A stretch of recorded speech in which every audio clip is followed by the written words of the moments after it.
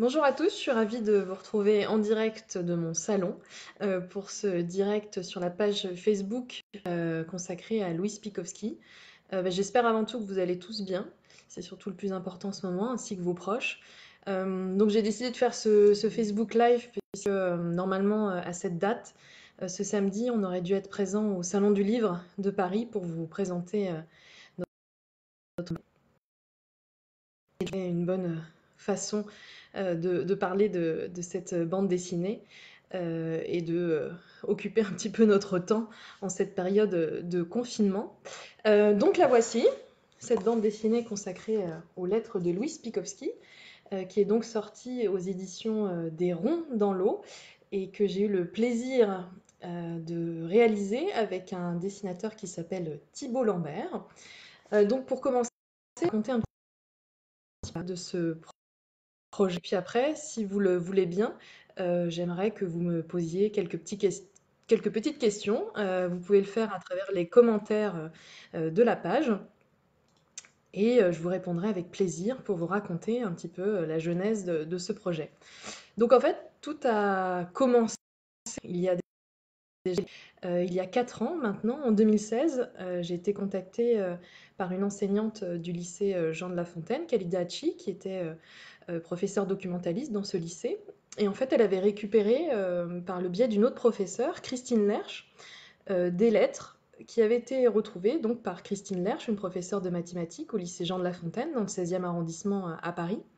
Elle avait trouvé en rangeant tout simplement un placard du lycée, une armoire, elle avait trouvé une enveloppe craft avec des lettres rassemblées dans cette enveloppe et elle s'est rendue compte très rapidement que ces lettres avaient été écrites pendant la Seconde Guerre mondiale.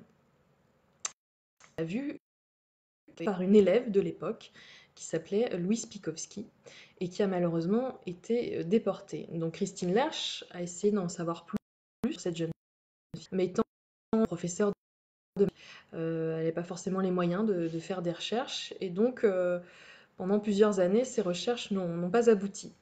Et en 2016, Lerche, oui exactement, Christine Lerche a dû partir à la retraite et donc elle ne savait pas trop quoi faire de ces lettres et donc elle est allée les déposer au CDI du lycée Jean de La Fontaine.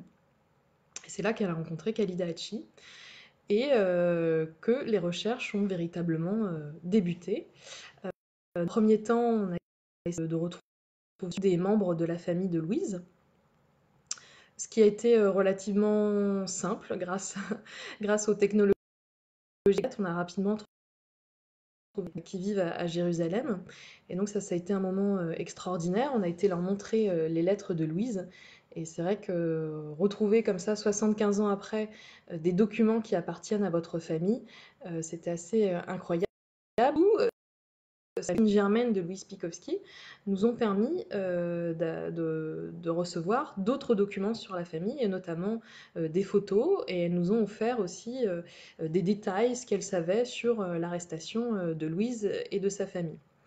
On a aussi retrouvé, dans le cadre de ces recherches, des camarades de classe de Louis Spikowski pour un petit peu savoir qui elle était, comment elle vivait au sein du lycée et aussi des anciennes élèves de mademoiselle Malingret, puisqu'en fait on a découvert que Louise échangeait ses lettres avec l'une de ses sœurs de l'époque qui s'appelait Anne-Marie Malingret, qui était sa professeure de latin grec. Donc elles avaient entretenu une correspondance à l'été 1942 jusqu'à son arrestation en janvier 1944. Et donc on a retrouvé aussi des anciennes élèves de cette professeure qui n'avaient pas eu d'enfants, mais qui considéraient ces anciennes élèves vraiment comme sa famille, et qui nous ont dit que le grand regret de cette femme, c'était de ne pas avoir réussi à sauver Louise. On a aussi été aux archives pour essayer un max de documents aussi sur l'arrestation de cette famille, sa déportation. Donc pour ça, on a été aidé notamment par le Mémorial de la Shoah, que je salue. À partir de ces collectes de documents, de ces recherches, on a finalement sorti en mars 2017, donc ça fait 3 ans exactement, un web documentaire et un documentaire qui est sorti sur l'antenne de France 24, puisque je suis journaliste pour le site internet de France 24, et pour raconter cette histoire, à la fois suis à la fois pour retracer le parcours de Tchaïkovski et à mesure ce qui arrivait à cette famille et malheureusement leur déportation vers Auschwitz. Et donc, quand le web documentaire est sorti, très vite on m'a proposé d'en faire une version. Je pense que les gens sont quand même très attachés à la version en papier. Ils étaient d'avoir réalisé ce documentaire pour Internet, mais ils voulaient voilà, qu'il soit capable. Je me suis dit que peut-être il fallait proposer finalement autre chose. On avait déjà un web documentaire qui était assez écrit. Et donc, moi qui suis amatrice de bande dessinée, je me suis dit que c'était peut-être pas mal de proposer quelque chose d'autre, sous une autre forme, et notamment pour toucher un public plus large et un public peut-être aussi plus jeune. Et donc j'ai eu cette idée de la bande dessinée qui a commencé à trotter dans ma tête, et j'en ai parlé à des scénaristes de bande dessinée que je connaissais autour de moi, et on m'a conseillé donc cette maison d'édition, Des Ronds dans l'eau, qui est tenue par Marie Moinard et François Boudet, que je salue, qui sont visiblement en train de regarder le Facebook Live. Donc j'ai regardé un petit peu leur catalogue et j'ai vu que c'était une maison d'édition assez humaniste, qui avait fait notamment pas mal de bandes dessinées sur le droit des femmes, les droits de l'homme, sur les migrants, et donc je me suis dit que ça reprenait un petit peu les valeurs aussi qu'on avait voulu donner à travers le documentaire. J'ai contacté tout simplement et je leur ai proposé ce projet. Et ensuite, je leur ai dit un petit peu la teneur pour cette bande dessinée. Comme vous pouvez le voir, on est parti donc sur un dessin assez simple, assez coloré, assez vivant. En fait, je me suis dit que je voulais quelque chose qui ne soit pas rebutant pour les plus jeunes, que les plus jeunes puissent lire cette bande dessinée. Et aussi quelque chose qui soit pas trop noir. Ce que j'avais pu voir sur les bandes dessinées sur la Shoah, c'était lent et assez dur. C'est pas vraiment ce que je voulais. Et donc à partir de là, ils m'ont conseillé des dessinateurs avec lesquels ils avaient l'habitude de travailler, et notamment Thibault Lambert. Et donc je suis allée voir ce qu'il avait produit pour Des Ronds dans l'eau, et je me suis dit que ça collait parfaitement avec l'idée que je me faisais de cette bande dessinée. Et donc il a accepté de se lancer dans ce projet, et j'en suis très contente. Et donc voici le rendu. Donc certains d'entre vous ont pu acheter la bande dessinée avant le confinement, parce qu'elle est sortie donc le 11 mars, quelques jours avant le confinement. Je sais que pour d'autres, c'est pour... Mais bon, tout ça n'est pas si grave au regard de ce que nous vivons aujourd'hui. Et on aura de toute façon l'occasion de se voir pour des dédicaces et des conférences une fois que tout sera fini et tout sera revenu dans l'ordre. Mais donc voilà, donc, ce sur quoi on a travaillé pendant plus d'un an avec Thibault pour vous proposer cette bande dessinée. Et donc, dans un premier temps, dans cette bande dessinée, vous retrouvez.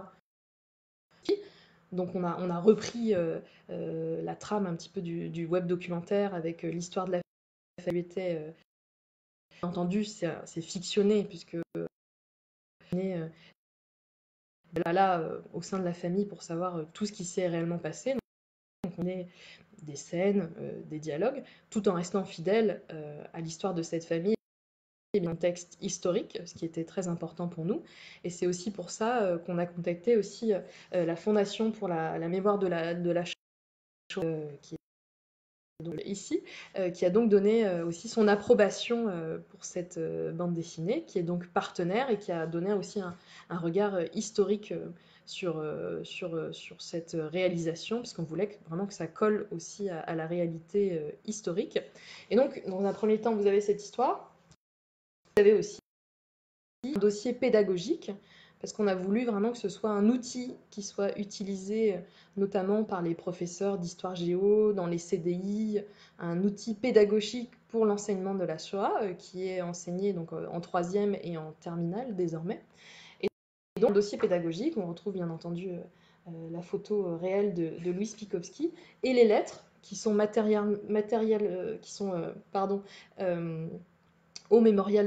physiquement au mémorial de la Shoah, dans les archives du mémorial de la Shoah aujourd'hui. Et donc, on a eu l'auteur du mémorial de la Shoah pour les reproduire dans le livre. Et c'est ce que beaucoup de gens nous avaient demandé, en fait, d'avoir une version papier des lettres. Donc, elles sont toutes présentes. Il y en a 7 en tout. Et il y a également donc un historique de la famille Pikowski avec tout ce qu'elle a malheureusement vécu durant la guerre.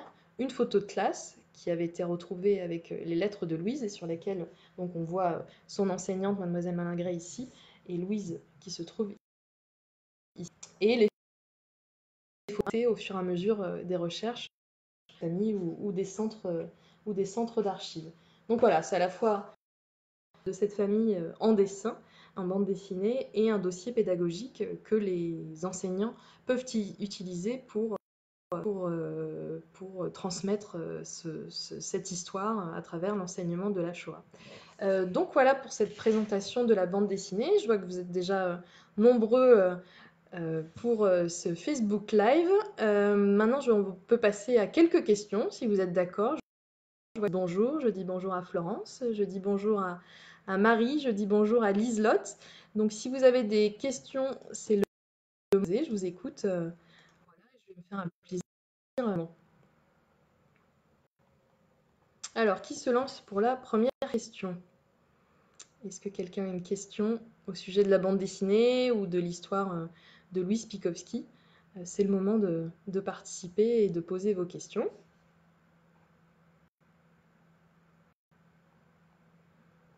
Les gens sont un peu timides, visiblement.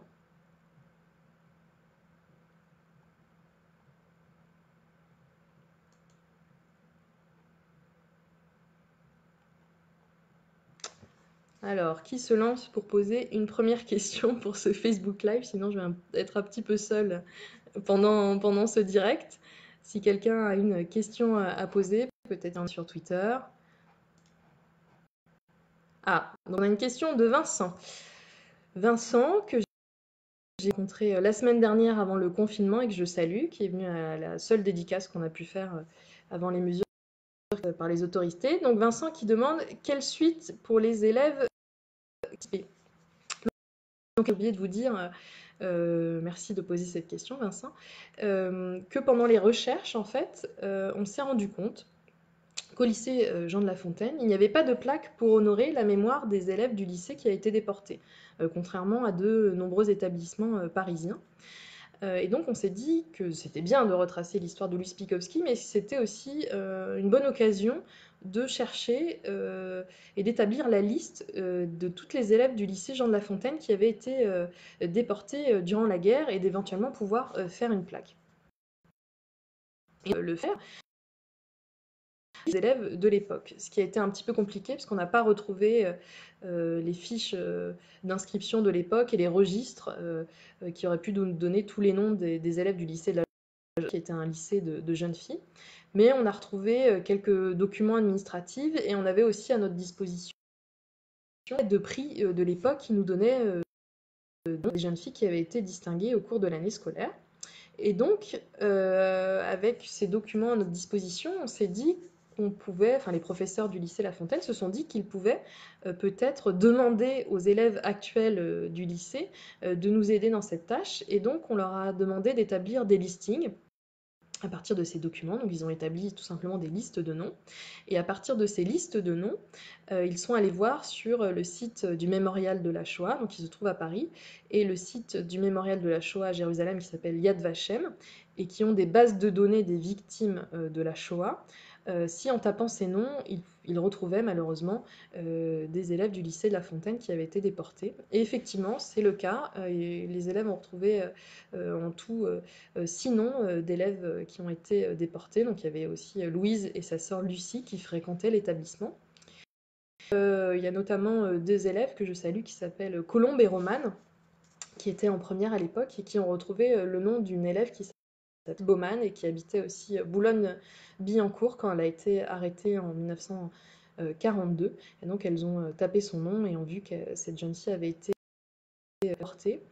Et donc, comme elle explique dans le web documentaire, ça a été un moment assez fort pour elle, parce qu'au départ, en fait, on leur avait demandé tout simplement de chercher un nom, et elles étaient très contentes de l'avoir trouvé, mais en le trouvant, elles ont réalisé que cette jeune fille qui était dans leur établissement avait été déportée. Et ça a été aussi voilà, quelque chose de très concret, voilà, de réaliser ce qui s'était passé à cette époque, surtout qu'elle avait leur âge. Et elles portent en quelque sorte sa mémoire. Elles ont participé donc à la cérémonie, puisque ces recherches ont donc abouti à l'inauguration d'une plaque en novembre 2017 avec le nom de ces jeunes filles. Donc elles ont participé à cette cérémonie camarades.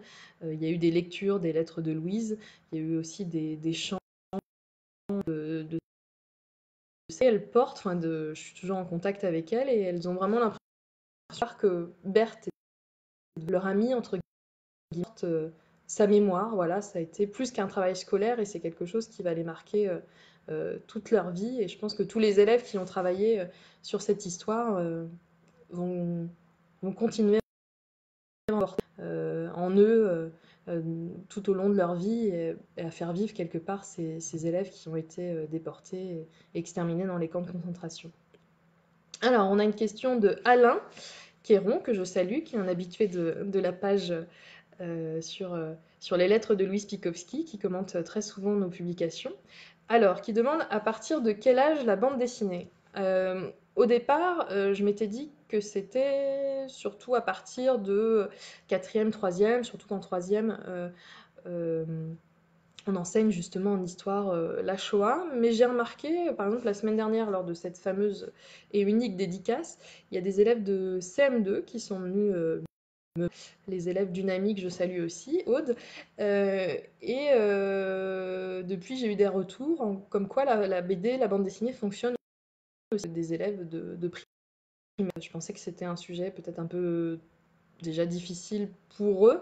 Je pense que de toute façon, il faut qu'ils soient accompagnés s'ils veulent lire cette bande dessinée à cet âge-là, mais on a fait aussi le choix dans cette bande dessinée pour que ce soit accessible aux plus jeunes, de ne pas montrer Auschwitz. Donc il n'y a pas d'image de violence ou de choses très dures. Bien sûr, il faut expliquer ce qu'est devenu cette famille et ce qui est arrivé à Louis Pikowski, mais on peut envisager et bien sûr au collège de faire lire cette bande dessinée aux élèves.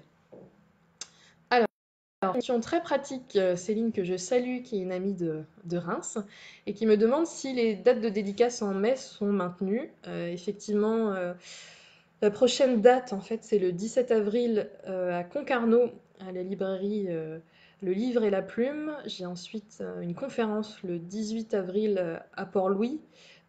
Pour tout vous dire, pour l'instant, c'est maintenu, mais dans l'état des choses, je pense que malheureusement, ces événements sont annulés, parce qu'on est parti pour plusieurs semaines de confinement. Donc, on met la visibilité. J'ai aussi une conférence fin avril à Saint-Malo, et donc en mai, je devais me rendre à Reims pour une dédicace à la Guerlain. Donc pour l'instant, c'est toujours maintenu, mais ce sera bien entendu selon voilà, le temps de confinement. Mais bon, c'est pas bien grave au regard de la situation. Je pense qu'il faut relativiser et qu'on aura de toute façon, même si elles sont annulées, à l'occasion de les reporter, même si c'est la rentrée, c'est pas bien grave, on aura l'occasion de se voir à ce moment-là. Hein. La priorité est donnée à d'autres choses et donc on essaye. Voilà, à défaut de pouvoir se voir, on devait se voir aujourd'hui au Salon du Livre, on utilise les réseaux sociaux et c'est quand même un moment pour échanger. La priorité est donnée à la santé de tous et de nos proches.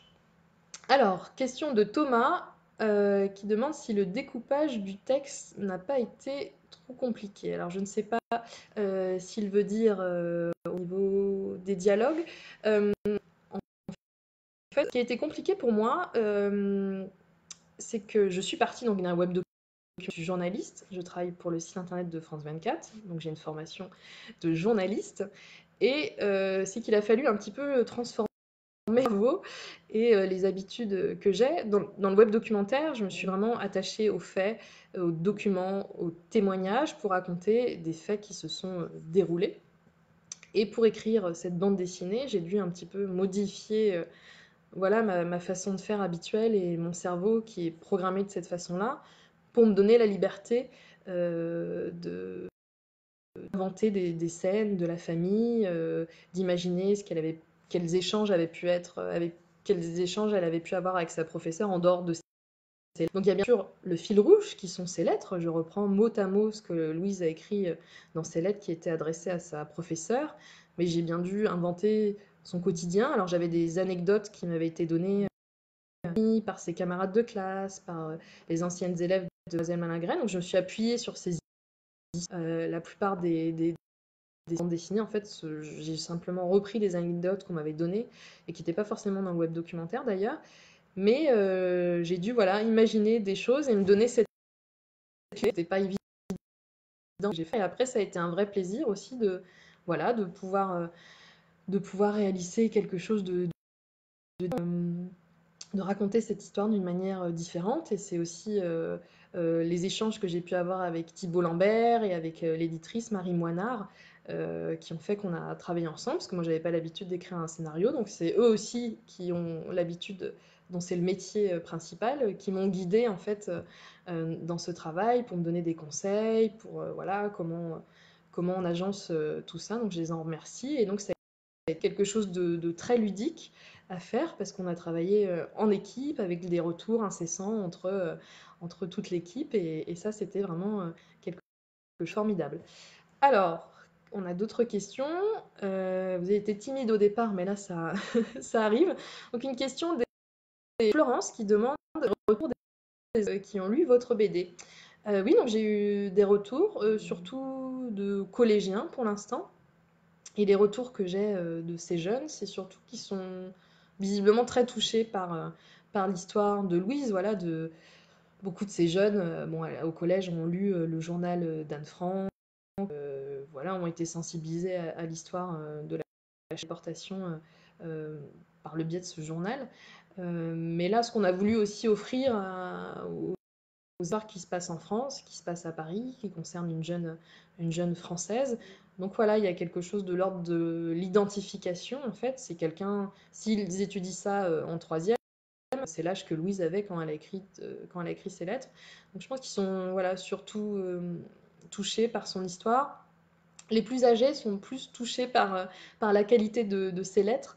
Moi, c'est ce qui m'a vraiment donné envie de me lancer dans cette aventure, dans ce projet. Quand j'ai lu les lettres de Louise, j'étais vraiment stupéfaite. Je me suis dit que c'était vraiment un trésor incroyable. J'ai été touchée par son intelligence, sa maturité. Je me suis dit que moi, à 14 ans, j'écrivais pas des lettres d'une telle qualité et qu'il fallait faire quelque chose absolument pour honorer sa mémoire et qu'il fallait pas que ces lettres voilà, restent dans l'ombre et que c'était vraiment un vrai trésor qu'il fallait partager. Donc ça, ils sont peut-être plus touchés par la qualité des lettres. Mais en tout cas, pour ce qui est des enfants, voilà, je pense que ce qui est malheureusement cette famille et par cette jeune fille au collège comme eux, enfin le lycée à l'époque, et qui avait tout simplement envie de vivre et de s'instruire. Alors, on a une question de Eric qui demande si la BD est distribuée au Québec. Alors oui, mon éditrice Marie Moinard m'a indiqué qu'une centaine d'exemplaires sont partis pour le Québec avant le confinement. Et j'ai vu que sur un site d'un libraire québécois qu'elle serait distribuée à partir de début mai au Québec. J'ai une amie qui a déjà pu la commander dans une librairie de Montréal, donc bien entendu, elle sera disponible au Québec. Et moi, ça me fait d'autant plus plaisir qu'avant de venir à Paris pour travailler, j'ai travaillé pendant 1 an et demi au Québec. Donc je salue mes amis québécois et notamment mes amis de Montréal. Alors, Corinne qui demande, pouvez-vous remontrer où est Mademoiselle Malingret sur la photo? Et donc c'est cette fameuse photo de classe, voilà, qui c'est la 4e A', donc de 1942. Et donc Mademoiselle Malingret, c'est la professeure qui est au centre. Toutes les élèves autour, ce sont voilà, des jeunes camarades de Louise. Donc c'est Mademoiselle Malingret est ici et Louise Pikowski est ici. Et pour ces recherches, j'ai notamment eu le plaisir de retrouver une camarade de classe de Louise, qui est cette jeune femme ici, qui s'appelle Madeleine River et qui est toujours en vie. Et qui donc était la voisine de classe de Louise à l'époque. Et ça, c'était un moment assez extraordinaire en fait dans ses recherches, J'ai réussi à la retrouver, on m'avait donné son nom de famille, j'ai fait tout simplement, j'ai cherché dans l'annuaire pour la retrouver. Et donc j'ai appelé tous les gens qui portaient son nom de famille. Et au bout d'un moment, je suis tombée sur elle. Effectivement, elle habitait en région parisienne. Et ça a été un moment assez fort parce que je lui ai dit, donc, est-ce que vous êtes bien Madeleine River? Déjà, elle était surprise qu'on l'appelle par ce nom parce que ça fait un certain nombre d'années qu'elle est mariée et qu'on l'appelle plus par ce nom. Et je lui ai demandé si elle était bien la camarade, si elle connaissait Louise Pikowski. Et là, elle a eu un moment, elle m'a demandé de la rappeler le lendemain parce qu'elle gardait ça. Et donc je l'ai rappelée et elle m'a dit qu'elle n'avait pas dormi de la nuit en fait, qu'elle avait été très bouleversée, touchée par mon appel, parce que Louise était donc sa voisine à côté d'elle. C'était un traumatisme important chez cette femme qui du jour au lendemain a vu sa camarade de classe disparaître sans qu'elle ait jamais de ses nouvelles. Elle savait pertinemment que Louise était juive et qu'elle avait été... mais elle n'avait jamais su les détails en fait de sa déportation. Donc c'est moi qui lui ai appris plus de 70 ans après. Et elle était heureuse de pouvoir participer à ce travail euh, d'histoire et de mémoire pour honorer la mémoire de sa camarade. Donc c'était à la fois dur parce que ça faisait remonter des choses difficiles pour cette femme, mais en même temps elle était contente de pouvoir faire quelque chose pour Louise. Alors, on me dit qu'il y a un petit problème de son. J'espère que vous m'entendez. Dites-moi si vous m'entendez quand même correctement ou il faut que je parle plus fort.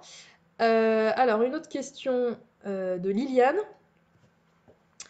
qui me dit qu'elle a très bien connu une famille Baumann qui habitait place d'Enfer Rochereau à Boulogne-Billancourt. Non, la famille Baumann habitait dans une ruelle qui était perpendiculaire à l'avenue Jean Jaurès. C'était une famille très modeste, elle vivait dans un petit quartier ouvrier et malheureusement, et la jeune fille, Berthe, ont été déportés, pas au même moment, visiblement, les parents ont été arrêtés avant et la jeune fille après, et donc personne n'est revenu donc de cette fratrie. Donc peut-être où étaient-ce des cousins éloignés, mais en tout cas, c'était pas les parents ou Berthe Baumann qui ne sont pas revenus des camps. Gwen, que je salue, nous dit de prendre soin de moi. Merci Gwen, donc tout va bien dans mon appartement, ne vous inquiétez pas.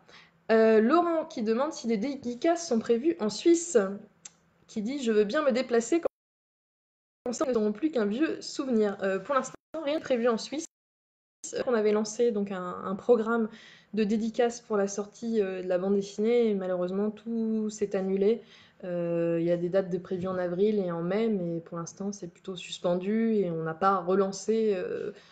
Pour la suite, il y a des choses qui sont calées pour la rentrée, des festivals, des salons de BD notamment, ou des conférences, donc ça devrait être maintenu jusqu'à nouvel ordre. Mais donc on n'a pas lancé de nouvelles choses, puisque les librairies sont fermées et ont certains faire en ce moment. Donc de toute façon, on va au courant pour les prochaines dates, dire parce que figurez-vous, Laurent, que je ne suis jamais allée en Suisse, donc je serais très contente d'aller en Suisse. Franck qui demande si ce j'y reviens un jour, pense-t-elle vraiment qu'elle va revenir en écrivant ces mots? Elle reste optimiste dans son anse. Donc on a choisi effectivement ce titre Si je reviens un jour, puisque Louise, dans sa dernière lettre que je vais vous lire, en fait c'est plus un petit mot qu'une lettre. Pikowski a été arrêté le 22 janvier 1944. Ce qui est assez plus horrible dans cette histoire, c'est qu'ils sont arrêtés dans les derniers mois de la guerre. Et donc la famille, visiblement Pikowski, donc elle vivait dans un appartement rue Georges Sorel, à Cour. Et donc, selon ce qu'a appris la famille après la guerre, les policiers sont venus et ont pris le père d'abord et ont dit au reste de la famille une heure pour préparer leurs affaires.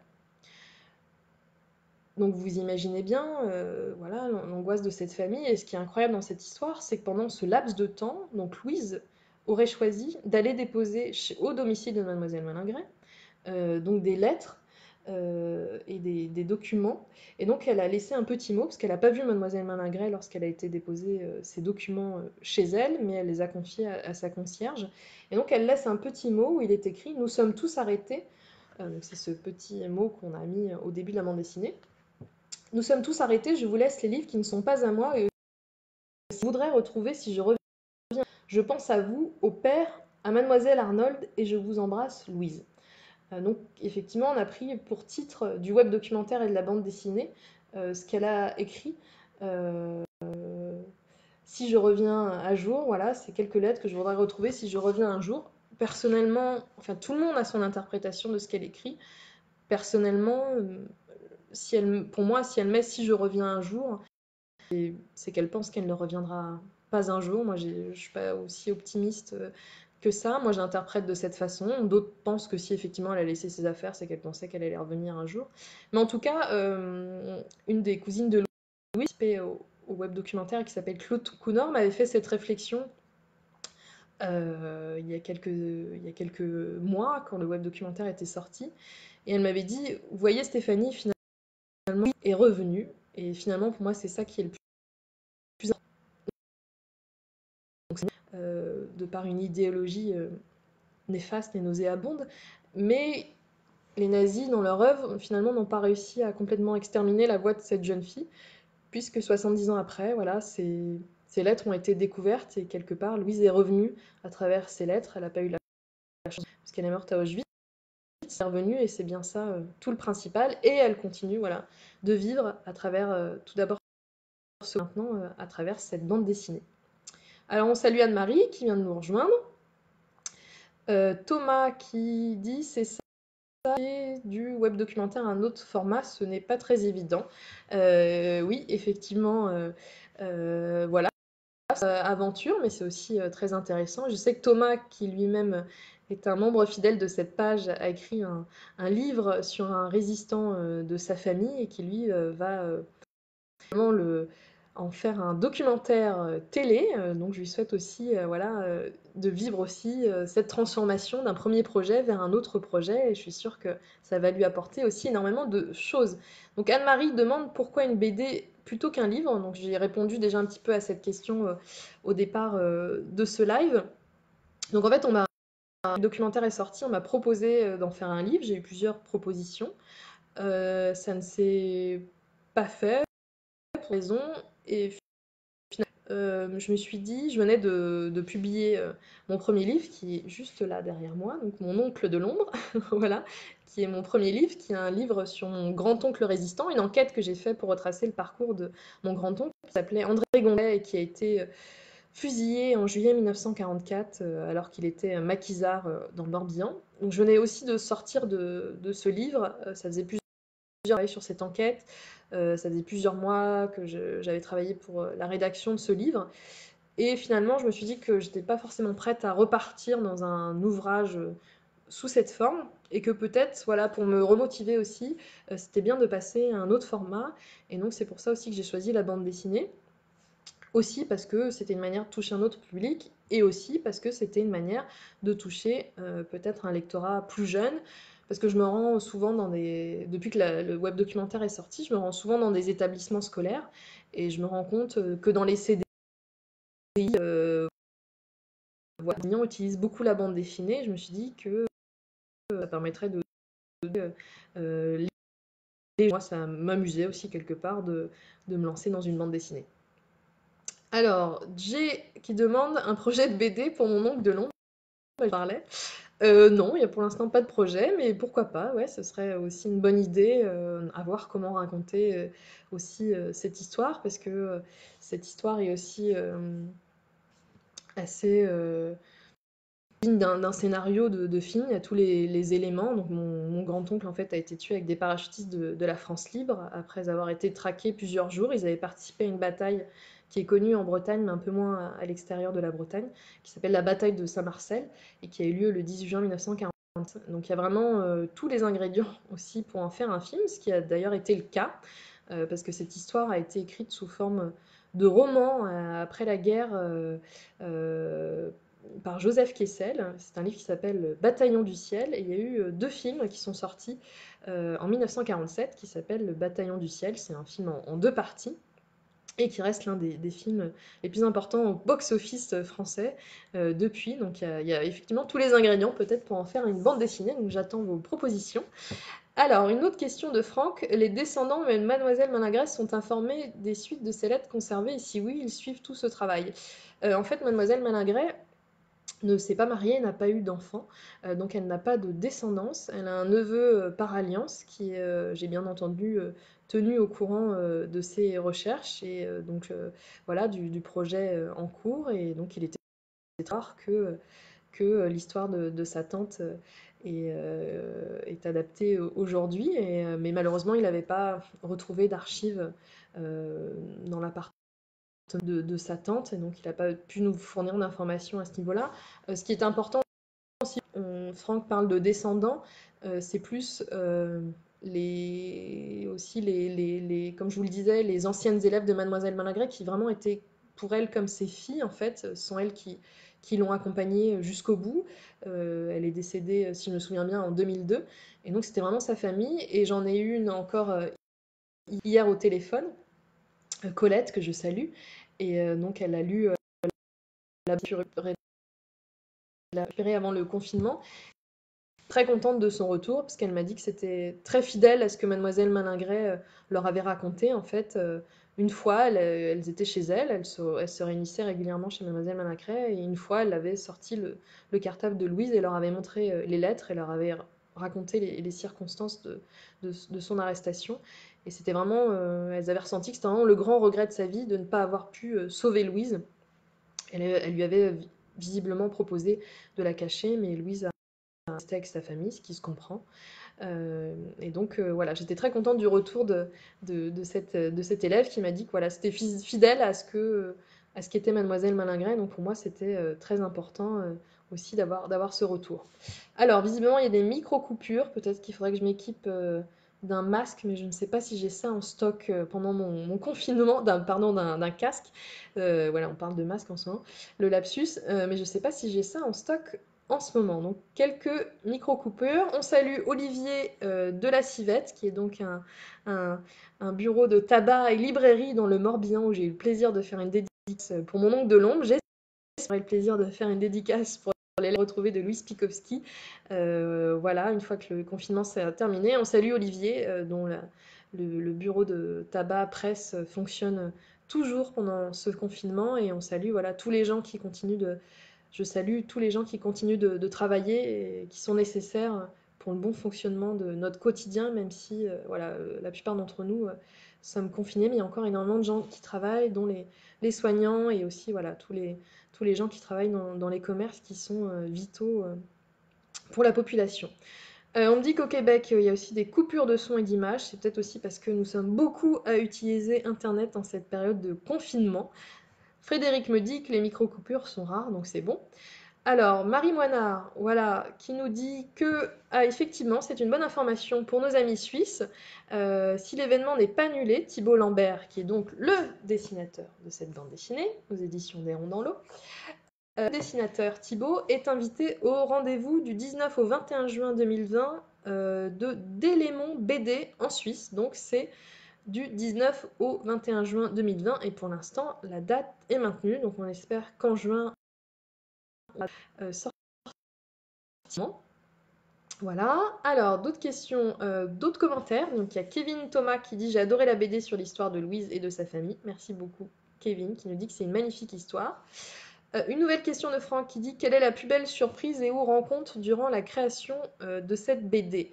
Durant la création, la rencontre, ça a surtout été voilà, avec Marie Monard, François Boudet et Thibault. Voilà, on a travaillé ensemble pour créer cette bande dessinée. Donc ça a été une belle rencontre parce qu'ils ont vraiment plongé dans ce. Je les en remercie. Voilà, ils se sont appropriés aussi cette histoire de Louise. Pour moi, en fait, l'une des moments les plus forts en fait, de cette histoire, ça a été après le web documentaire en fait, sur Louise. Me détacher de cette histoire, donc j'ai continué les recherches. Et quand j'ai écrit le web documentaire et quand il est sorti, il y avait des archives auxquelles je n'avais pas eu accès jusque-là. C'est le dossier naturalisation du père de Louise qui s'appelait Abraham Pikowski et qui donc était né à la fin du 19e siècle à Nikolaïev, ça se trouve aujourd'hui en Ukraine, avec sa famille, massivement. Ils sont arrivés, voilà, les parents, les oncles, les tantes, ils sont arrivés à Paris au début du XXe siècle. Abraham est arrivé en 1905 et il a été naturalisé français en 1937. Et donc ces dossiers de naturalisation, si vous avez des gens dans votre famille qui ont obtenu la nationalité française, il y a un dossier naturalisation. Mais pendant plusieurs années, il y a peu, c'est interdit d'accès parce qu'il se trouvait aux archives de Fontainebleau qui avait quelques soucis techniques et donc les agents des archives ne pouvaient pas accéder au dossier, il y avait péril pour eux. Donc ce problème est réglé et donc depuis j'ai pu accéder au dossier naturalisation du père de Louise. Et donc dans ce dossier, j'ai appris qu'il était arrivé en 1905 à Paris, donc je savais déjà qu'il avait francisé son nom, qu'il s'appelait Albert, pour son état civil français. Et donc j'ai aussi découvert qu'il avait un frère qui s'appelait Michel, et il était noté dans ce dossier, que son frère était parti en Amérique. Il y avait aussi la mention de sa sœur Renée, qui était partie en Palestine dans les années 20, mais ça je le savais déjà. Et donc j'ai fait des recherches pour savoir ce qu'était devenu cette branche de la famille, parce que je ne connaissais pas l'existence de cette branche, et je me suis dit, peut-être qu'on a l'organisation. Donc j'ai cherché aux États-Unis, notamment sur le site d'Ellis Island, c'est là où les migrants venus d'Europe arrivaient, donc il y a une base de données sur le site d'Ellis Island, et j'ai cherché, j'ai pas trouvé de traces de Michel Pikowski. Donc je me suis tournée de mes amis qui s'appelle Marie Capard et qui est donc généalogiste en Belgique et qui est spécialisée notamment dans les États-Unis. Elle travaille beaucoup sur la généalogie aux États-Unis et de l'aide pour m'aider à trouver la famille Pikowski aux États-Unis. Et elle n'a pas trouvé la famille Pikowski aux États-Unis et par le plus curieux des se trouvait aux archives belges, elle m'a dit mais je vais regarder si je les trouve pas en Belgique. Je sais pas, voilà, finalement elle a eu cette idée puisqu'elle est belge et qu'elle se trouvait aux archives belges. Et là, en cours de circonstances, elle retrouve la trace donc de ce Pikowski dans la Belgique, bureau des étrangers. Donc c'était des dossiers qui étaient faits sur les personnes qui étaient étrangères et qui vivaient en Belgique. Et donc elle découvre qu'il est parti vivre en Belgique avec sa femme, Gabrielle, et leurs 2 enfants, Olga et Jean. Malheureusement, à partir de l'année 1943, il n'y a plus de documents. Et donc on a très vite découvert que Michel, Olga et la mère, Gabrielle, ont été aussi déportés à Auschwitz et qu'ils ne sont pas revenus. Par contre, on n'avait pas de traces de Jean.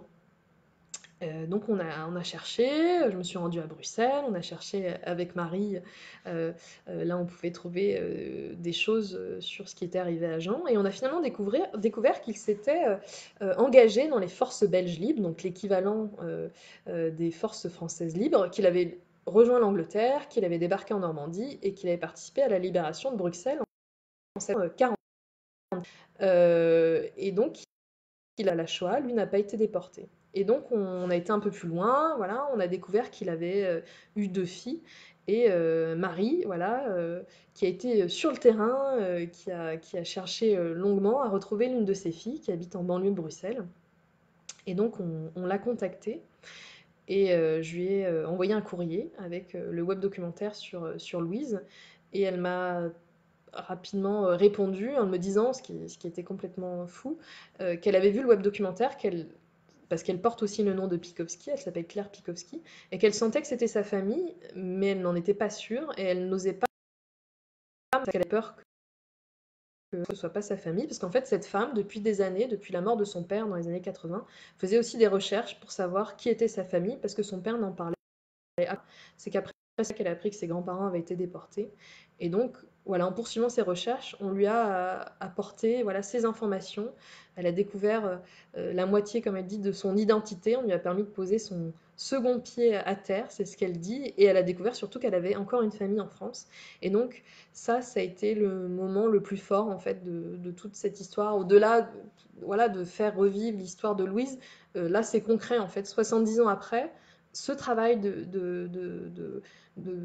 d'histoire, de mémoire, qui a été fait par plusieurs personnes. En fait, c'est une longue chaîne depuis Christine Lair qui retrouve ses lettres au sein du lycée Fontaine, jusqu'à Lair qui met en dessin voilà, cette histoire. En fait, non, voilà, finalement, est-ce que cette femme aussi découvre son identité et son histoire, et ça, on se sent vraiment utile, enfin en tout cas moi je me suis sentie utile, que ces recherches apportent quelque chose aujourd'hui à quelqu'un, et donc Claire voilà, aujourd'hui a découvert son identité et surtout a pu renouer avec sa famille, donc ça c'est vraiment très important. Alors on a une question d'Anne-Marie qui demande, que je salue aussi, qui est une fidèle de la page, et qui demande où sont conservées les lettres de Louise aujourd'hui. Donc en fait, les professeurs du lycée La Fontaine se sont concertés et ont décidé de faire un don au mémorial de la Shoah. Donc physiquement, les lettres sont au mémorial de la Shoah, dont Karen Tayeb, que je salue, est la directrice de ces archives, donc le mémorial de la Shoah qui se trouve dans le Marais à Paris. Et donc les lettres sont là-bas et vous pouvez les consulter en fait, elles sont en accès libre, donc tout le monde peut les consulter, il suffit de prendre rendez-vous. Et donc elles sont voilà, conservées au mémorial de la Shoah parce que c'est important qu'après avoir passé tant de mois dans cette armoire, soit voilà, bien conservée, et on sait que c'est le cas au mémorial de la Shoah, et surtout qu'elle soit voilà, accessible à tous ceux en tout cas qui veulent travailler sur cette histoire. Alors Charlotte nous dit qu'elle habite près de Boulogne, qu'elle habite à Boulogne et qu'elle nous suit de près. Donc effectivement, c'est une histoire qui se passe à Boulogne. La famille Pikowski vivait rue Georges Sorel. Une autre question. Qu'est-ce que tu as appris et que tu n'imaginais pas en travaillant sur ces lettres? Effectivement, j'ai appris aussi, j'avais beaucoup lu déjà sur l'histoire de la Shoah, mais j'ai aussi appris notamment où se trouvaient les archives sur ce sujet. J'avais travaillé sur les archives de la faire le livre sur mon grand-oncle qui est ici, mon oncle de l'ombre. Donc j'avais appris à chercher des documents sur l'histoire. Donc là, j'ai appris où chercher des documents sur l'histoire de la Shoah. Après, je savais enfin quand même ce qui s'était voilà, passé en France euh, au cours de cette période pour les familles.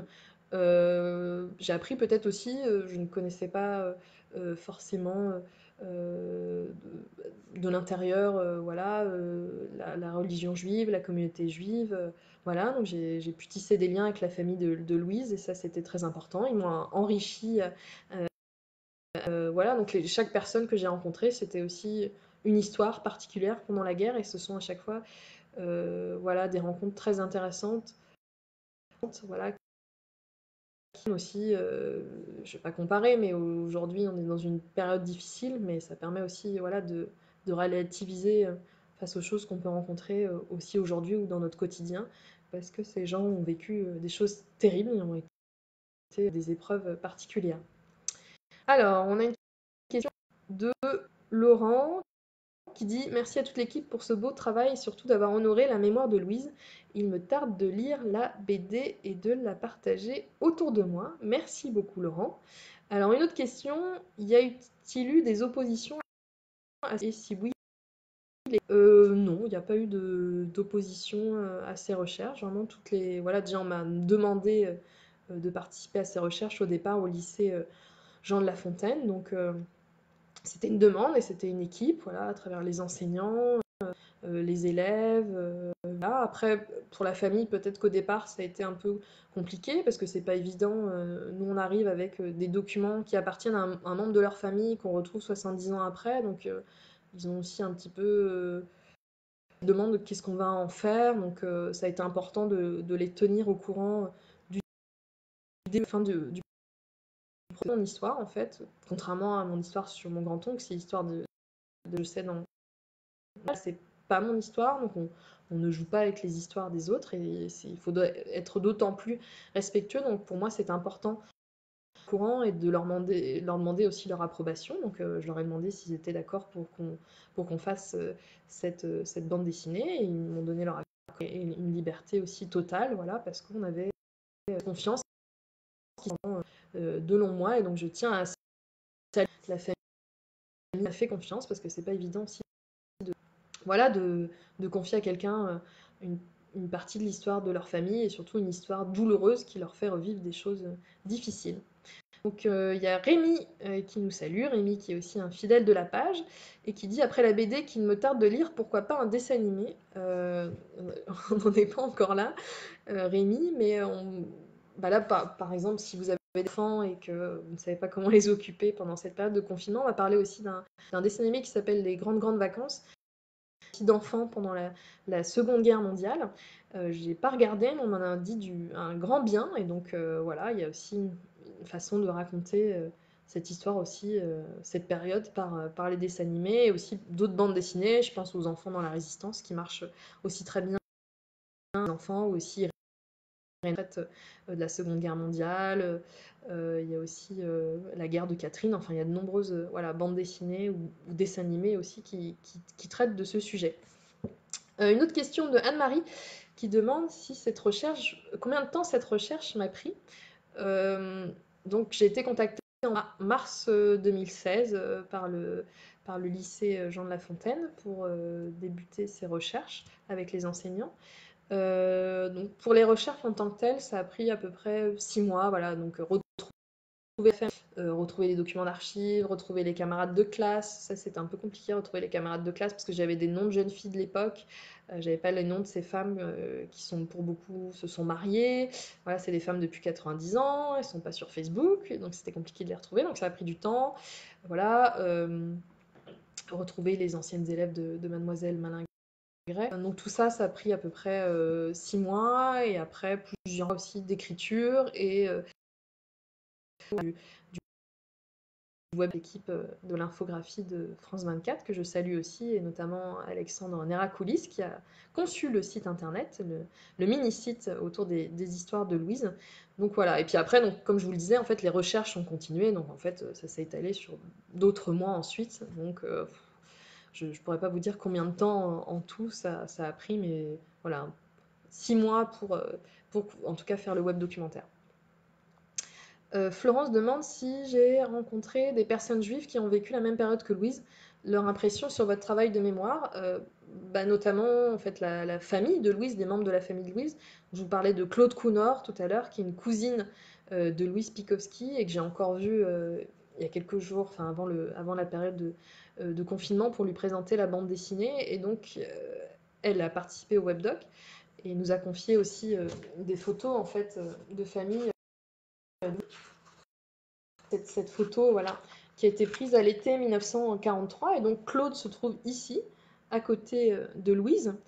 Et donc elle est très contente de ce travail de mémoire, mais c'est vrai que ça fait ressortir aussi des choses. Elle vivait à Joinville-le-Pont, donc c'est donc en banlieue parisienne, et ce qu'elle a du mal aussi à comprendre, c'est qu'elle n'a pas été arrêtée. Elle a même porté l'étoile pour passer. Ça peut paraître voilà, incroyable, mais c'était le cas. Ils ont pu continuer à aller à l'école. Et elle n'a pas été arrêtée, alors que sa cousine, Louise, voilà, qui habitait à Boulogne, a été déportée.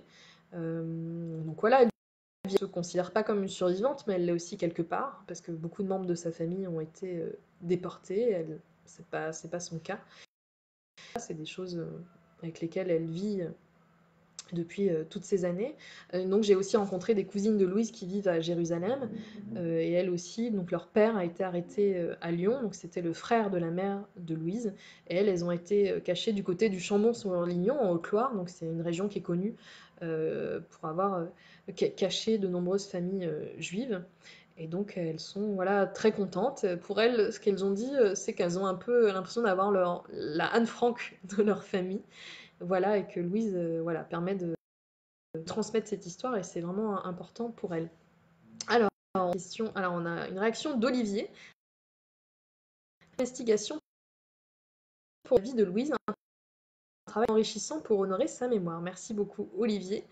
J'espère qu'on aura l'occasion de se revoir. Je devais notamment Olivier travaille au ministère de la Défense, et je devais me rendre aussi pour une présentation au ministère de la Défense début avril, qui a aussi été annulée, mais ce sera reporté bien entendu.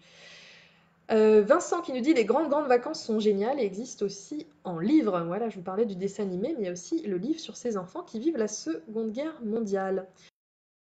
Je pense qu'il n'y a plus de questions quand ça que je fais ce Facebook Live. Merci beaucoup d'y avoir participé. Voilà, vous avez eu des questions très intéressantes. Si cela vous dit, on va essayer de refaire, voilà, si malheureusement cette période de confinement dure, ce qui devrait être le cas, on va essayer de s'organiser pour faire un Facebook Live en compagnie de Thibault Lambert, le dessinateur de la bande dessinée, qui pourra répondre à vos questions voilà, sur le côté plutôt artistique de la chose, hein, ce qui n'est pas du tout mon cas.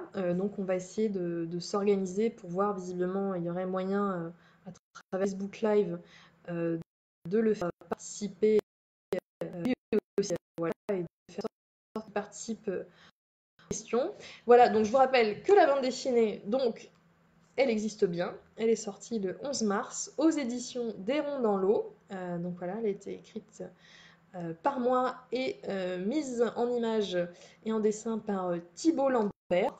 Et donc voilà, j'espère que dès que la situation sera redevenue à la normale, vous aurez l'occasion de la lire.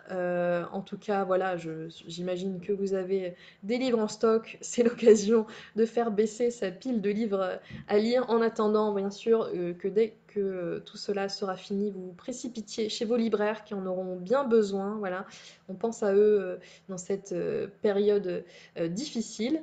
Voilà, merci beaucoup à vous et surtout prenez soin de vous et de vos proches. Et de toute façon, je continue à faire vivre la page sur Louis Spikowski depuis l'appartement.